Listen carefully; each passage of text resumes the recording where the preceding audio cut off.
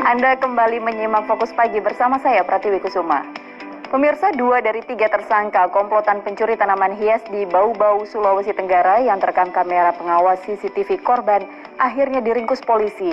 Mereka mengaku mencuri karena tertarik keindahan tanaman aglonema dan bromelia. Berkedok sebagai petugas bank, 10 anggota jaringan penipuan dengan modus meminta kode one-time password atau kata kunci untuk membobol ribuan rekening nasabah sejumlah bank.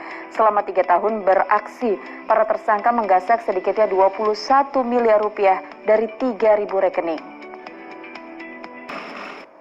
Tim Jatanras Polrestabes Makassar, Sulawesi Selatan menangkap 2 dari 3 pelaku pembegalan yang aksinya terekam CCTV. Polisi kini mengejar 1 pelaku lain yang diduga sebagai otak pembegalan terhadap seorang gadis beberapa waktu yang lalu. Pemirsa, tersangka penculikan gadis berkebutuhan khusus di kawasan Kemayoran pada awal September lalu akhirnya berhasil diringkus tim Resmo Polda Metro Jaya di Jombang, Jawa Timur. Kepada petugas, tersangka mengaku melancarkan aksinya dengan mengiming-imingi korban untuk dicarikan kerja sebagai pembantu. 2 orang kurir narkoba yang diburu petugas kepolisian nekat menceburkan diri ke Sungai Kampar di Kabupaten Kampar Riau. Namun karena kelelahan, mereka tak mampu menyeberangi sungai sehingga polisi yang dibantu warga dapat dengan mudah meringkus keduanya. DPR mengesahkan Omnibus Law RUU Cipta. Anda kembali di Fokus Pagi bersama saya, Pratiwi Kusuma. Diduga motor yang dikendarai menghantam tembok pembatas, seorang pria tercebur ke dalam pintu air Danau Cibubur, Jakarta Timur. Korban ditemukan sudah tidak bernyawa dan mengambang di pintu air.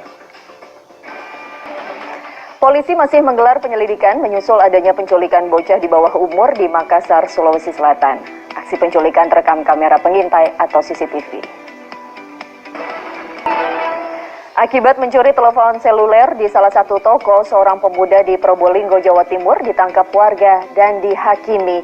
Nyawa korban terselamatkan setelah polisi datang dan mengevakuasinya ke Polsek Leces. Kita ke informasi seputar Idul Adha. Sebuah masjid di kawasan Bintaro, Jakarta Selatan menyediakan layanan kurban secara drive-thru. Semua proses layanan kurban dapat dilakukan warga di dalam mobil tanpa harus keluar dari mobil.